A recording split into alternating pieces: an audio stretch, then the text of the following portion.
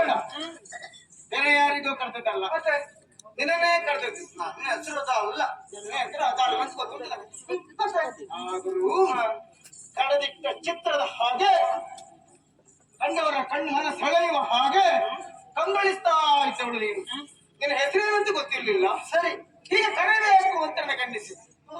ಚಿತ್ರಿತರಾಂಗಿ ಇಷ್ಟು ಸೊಬಗನ್ನು ಹೊಂದಂತಹ ನಿನ್ನ ಕುರಿತಾಗಿ ಕೇಳಿ ತಿಳಿದುಕೊಳ್ಳಬೇಕು ಅಂತ ಮನಸ್ಸಾಯ್ತಿರಬೇಕು. ಕೋಪದಲ್ಲಿ ಬಿತ್ತಿದ್ದೆ. ಮತ್ತೊಂದು ನೀವು ನಿಲ್ಲಬೇಡಿ, ಕೂತ್ಕೊಂಡು ಮಾತಾಡಿ. ಆಯಾಸ ಆದಿತ್ತು ನಿಮಗೆ, ತೊಂದರೆ ಇಲ್ಲ. ಈಗ ಚೇತರಿಸಿಕೊಂಡಿದ್ದೇನೆ ನಾನು. ಕೋಪದಲ್ಲಿ ಬಿದ್ದಂತಹ ನನ್ನನ್ನು ಶುಶ್ರೂಷೆ ಮಾಡಿದವಳು ನೀನು ಎನ್ನುವುದು ನನ್ನ ಗಮನಕ್ಕೆ ಬಂದಿದೆ. ಎಲ್ಲ ದೊಡ್ಡದು ಏನಲ್ಲ, ಅದಕ್ಕೆ ಸಹಾಯ ಮಾಡಿದ್ದೆ. ಆದರೂ ಮತ್ತೊಬ್ಬರು ಜೀವ ಹೋಗುವ ಸ್ಥಿತಿಯಲ್ಲಿದ್ದಾಗ ಅವ್ರನ್ನ ಸಂರಕ್ಷಣೆ ಮಾಡಿದ್ರೆ ವಿಶೇಷ ಹೌದು ಅಲ್ವೋ? ಹೌದು, ನಿಜವಾಗಿಯೂ ನನಗೆ ಸಂತೋಷ ಆಗುತ್ತಾ ಇದೆ.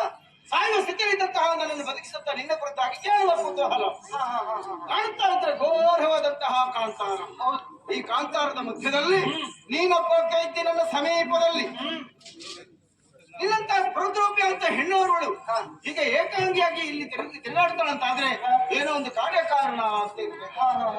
ಹಾಗಾಗಿ ನೀನ್ ಯಾರು, ನಿನ್ನ ಹೆಸರೇನು, ಯಾವ ಊರಿನವಳು, ನಿನ್ನ ಅಪ್ಪನ ಹೆಸರೇನು, ಇಲ್ಲಿಗೆ ಯಾಕೆ ಬಂದೆ ಹೇಳಿದ್ರೆ ಕೇಳಬೇಕು.